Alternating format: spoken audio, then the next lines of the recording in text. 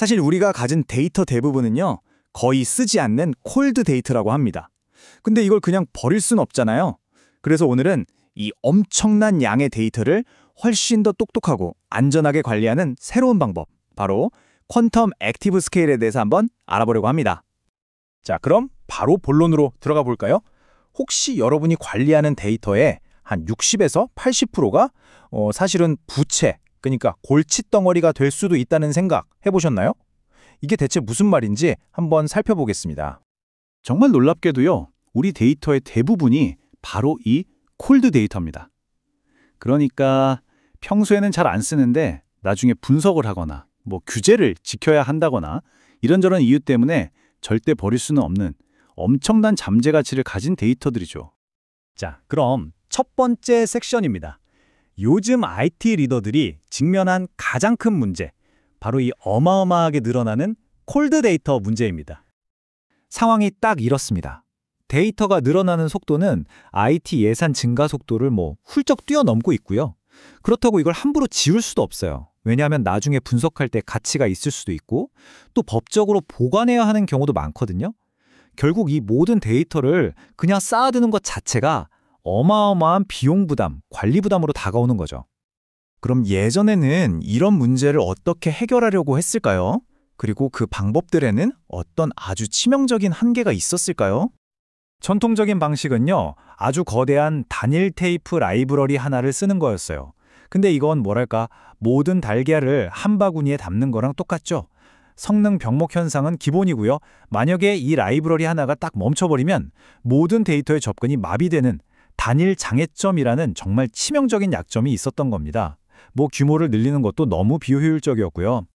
자, 그래서 퀀텀이 새로운 청사진을 제시합니다. 바로 이 낡은 모놀리식 시스템의 구조적인 문제에 대한 해답, 한번 살펴보시죠. 그 해답이 바로 이겁니다.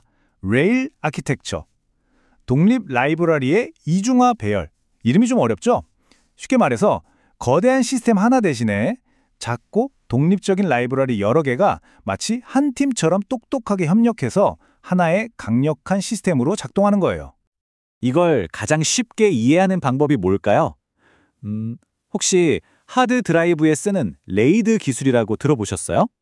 여러 디스크를 묶어서 더 빠르고 안전하게 마치 하나처럼 쓰는 기술이잖아요. 레일은요, 바로 그 개념을 테이프 라이브러리 전체에 적용한 거라고 보시면 됩니다. 말 그대로 테이프 라이브러리용 레이드인 거죠. 이제 좀 감이 오시죠? 레일은요, 여러 라이브러리의 로보틱스를 동시에, 그러니까 병렬로 사용해서 성능을 확 끌어올립니다. 그리고 각각의 라이브러리가 독립적이니까 하나가 멈춰도 전체 시스템은 아무 문제 없이 계속 돌아가요. 단일 장애점이 없는 거죠. 그리고 제가 생각하기에 가장 좋은 점은 딱 두 대로 작게 시작해서 나중에 필요할 때마다 서비스를 멈추지 않고도 마치 레고 블록 쌓듯이 유연하게 확장할 수 있다는 겁니다. 자, 그럼 이 레일 아키텍처의 잠재력을 100%, 아니 200% 끌어내는 비장의 무기는 뭘까요? 바로 여기에 그 비밀이 숨어 있습니다. 바로 2D 에이레이저 코딩이라는 기술인데요. 이건 데이터를 그냥 통째로 여러 번 복사해서 보관하는 그런 비싸고 비효율적인 방식이 아니에요. 대신에 아주 똑똑한 수학적 계산을 통해서 훨씬 적은 용량으로 훨씬 더 강력하게 데이터를 보호하는 퀀텀만의 특허 기술입니다. 자, 과정은 총 4단계로 이루어지는데요. 한번 따라와 보세요. 먼저 수천 개의 자잘한 데이터들을 하나의 커다란 컨테이너로 묶습니다. 그리고 이걸 여러 조각으로 잘게 나눠요. 자, 지금부터가 진짜 핵심입니다. 3단계, 수직 페리티를 적용해서 각각의 테이프 안에서 이 데이터 조각들을 서로 보호하게 만듭니다. 이게 첫 번째 보호막이에요. 그리고 4단계, 수평 페리티를 적용해서 서로 다른 테이프와 심지어 다른 라이브러리 전체에 걸쳐서 데이터를 한 번 더 보호합니다. 그러니까 말 그대로 겹겹이 보호막을 치는 셈이죠. 좋습니다. 그럼 이 멋진 기술들이 실제로 우리에게, 그러니까 비즈니스와 운영에 어떤 실질적인 이점을 가져다 주는지 한번 구체적으로 살펴보겠습니다. 자, 이런 질문을 해볼 수 있겠죠. 만약에 테이프의 일부가 손상돼서 데이터를 못 읽게 되면 어떡하죠? 전혀 걱정할 필요가 없습니다. 아까 말씀드린 첫 번째 보호막, 바로 수직 페리티가 손상된 부분을 즉시 복구해버립니다. 사용자는 아무런 지연도 느끼지 못하고 데이터를 바로 받을 수 있는 거죠.